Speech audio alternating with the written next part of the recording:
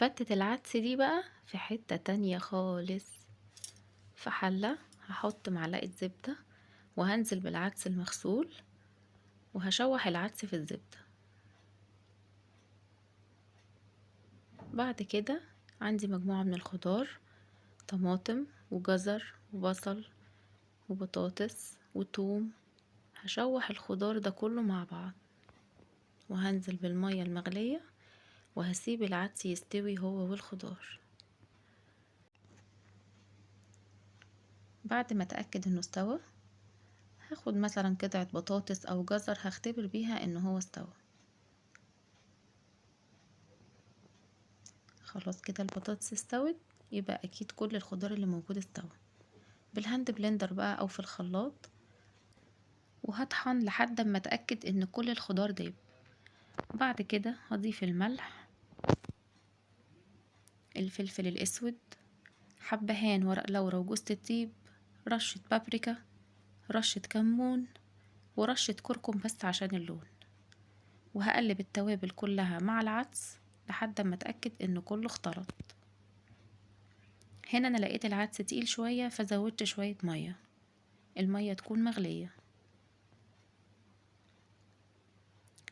حلة تانية بقى على النار هحط فيها مكعب زبدة وشوية زيت.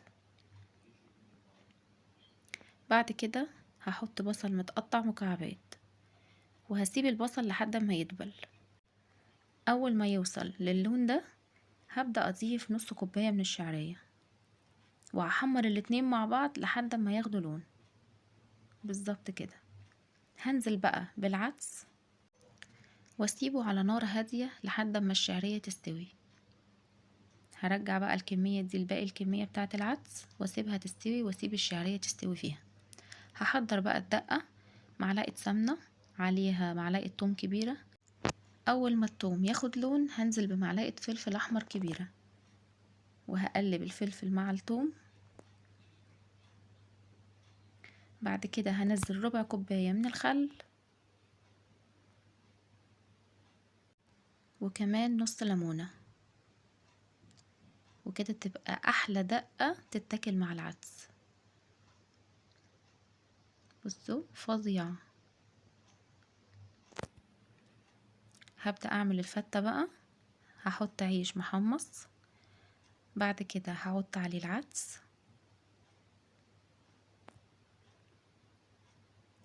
وعليه الدقة من فوق.